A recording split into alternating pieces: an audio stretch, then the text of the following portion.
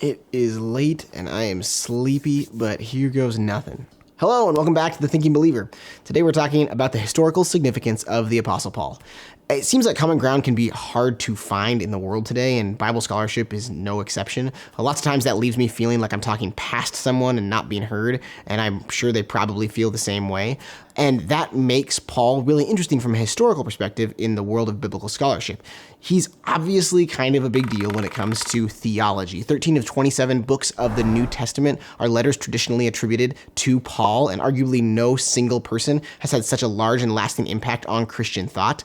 Interestingly, though, while Paul has written the most books of the New Testament, the author of Luke and Acts has him beat when it comes to word count. Speaking of which, not only did he write a lot of stuff that made it into the Bible, but about 2/3 of Acts is an account of Paul's ministry after his conversion to Christianity. And as a brief aside, yes, I know that at this stage it wasn't actually called Christianity yet. It was just a sect within Judaism, but you know what I mean. So Paul is a big deal theologically, but until reading The Resurrection of Jesus, a new historiographical approach by Mike Licona, I'd never thought about his significance historically. So here's what I mean. Of the letters traditionally considered to be Paul's, Romans, 1st and 2nd Corinthians, Galatians, Philippians, 1st Thessalonians, and Philemon, I'm just going to say it fast because I don't actually know how to pronounce it properly, are pretty much universally accepted as written by the historical Paul. There are scholars who don't believe a single other book of the New Testament is written by the author it's usually credited to: Matthew, Mark, Luke, and John, the letters from Peter and John and James, etc. But they all believe that the Apostle Paul actually wrote these 7 letters. Not only that, but Paul's writings are actually the earliest parts of the New Testament. This might sound counterintuitive because what the Gospels talk about happened first, but they weren't actually written until after Paul's letters. From just these uncontested writings, not including anything we know from the others, we know this about Paul. He lived in 1st century Judea, but wasn't a follower of Jesus before the crucifixion. He was educated because he could not only read and write, but he could read and write in Greek. He was an up-and-comer in the Pharisees. He was well known as someone who hated Christians. He believed Jesus physically appeared to him after the resurrection. And after coming to believe that Jesus was the promised Messiah, he gave that up to spend the rest of his known life trying to convince other people of Jesus' resurrection too, despite beatings, imprisonment, and just some general nastiness. There's pretty good reason to assume he's being honest when he's talking about these things too, because he's writing to people who actually knew him and would know if he was lying and about being a Jew or a Pharisee and such. I remember reading one scholar who made the case that Galatians 1 and 2 is the most reliable part of the New Testament because Paul swears an oath right before it that it's true, and the whole reason he's writing is to bolster his credibility against people who are teaching against him.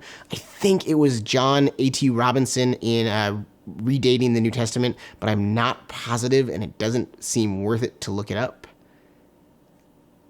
It's really going to bug me if I don't look it up. It was John A.T. Robinson. Indeed, we may say that the statements of Galatians 1 and 2 are the most trustworthy historical statements in the entire New Testament. I don't know, for what it's worth. So there are a variety of ways to explain early Christians' beliefs that Jesus rose from the dead. They could have been duped into believing a story about Jesus coming back from the dead because they were all poor and uneducated. They could have been in denial about the death of Jesus, or maybe they wanted to carry on his teachings in his memory, and they thought fabricating a story about how he had come back from the dead would help accomplish that. They could have been lying about the resurrection to bolster a new sect of Judaism with themselves as the authorities in the hopes of fame or riches or influence. They could have not really been talking about a physical resurrection of Jesus at all, but just something metaphorical. Their experiences of the resurrection could have been just hallucinations, even though they thought they were real, or Jesus could have actually risen from the dead and appeared to some of these early Christians. Paul is an interesting case study because when it comes to these explanations, we have known details about his life that we can compare to them, and because he's different than what we commonly think of as early believers, or at least he's different than what I thought of as early believers. I don't mean to speak for you. You're probably way smarter than I am. We know he was educated, which makes it less likely that he was tricked.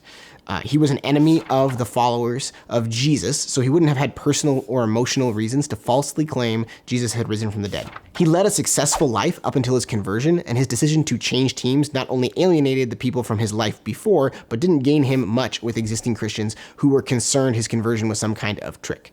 And Paul is pretty clear in his writings that he was convinced that he'd seen the physical Jesus.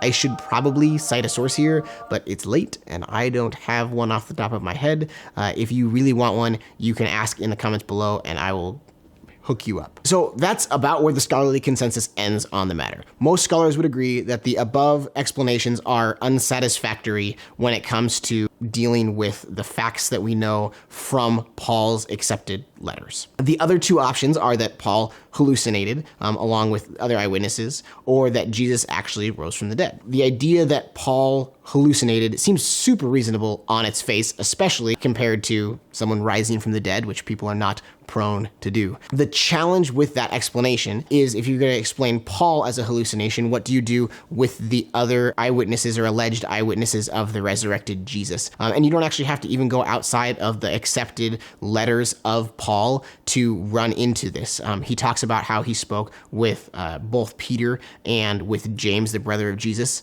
in Galatians. And in particular, 1 Corinthians 15, which again is one of the books universally thought to be by Paul. It's an oral tradition that existed before the letter was written and that Paul is just quoting here. So not only that, but 1 Corinthians was probably the first book of the New Testament that was written. So this is likely the oldest tradition we have in the New Testament, because Corinthians was the first book written and this existed before Corinthians. And so it's a really interesting snapshot of what the earliest record is of what the Christians believed, if that makes sense. Anyhow, coming back to what it means for kind of the hallucination explanation, the passage says that after the crucifixion, Jesus appeared to Peter, then to the 12 disciples, and to Jesus' brother James, and to 500 witnesses.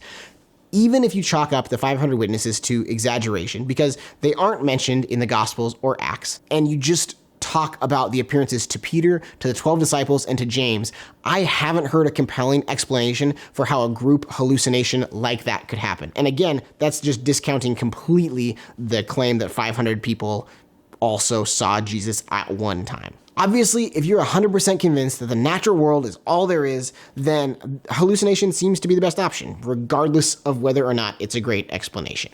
But if it's possible that a God exists who is capable of raising a person from the dead, an educated former enemy of Jesus' followers with a lot to lose by changing his mind strikes me as a pretty credible source of information for that fact. A lot of what I talked about here today, I borrowed from Mike Lacona's book. It's linked in the description below if you'd like to check it out, along with all the other books cited in the video. They're linked there as well. If you liked the video, feel free to hit the like button to let us know. Our goal is to take interesting scholarship on the Bible and Christianity, distill it down, and add a little spice and post it here on a weekly-ish basis. If that sounds appealing to you, feel free to subscribe. And if you hit the little bell doodad, it will notify you every time we post a new video.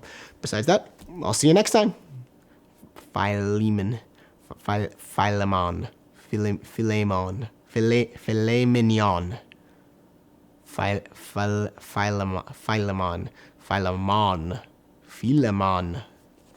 Philemon.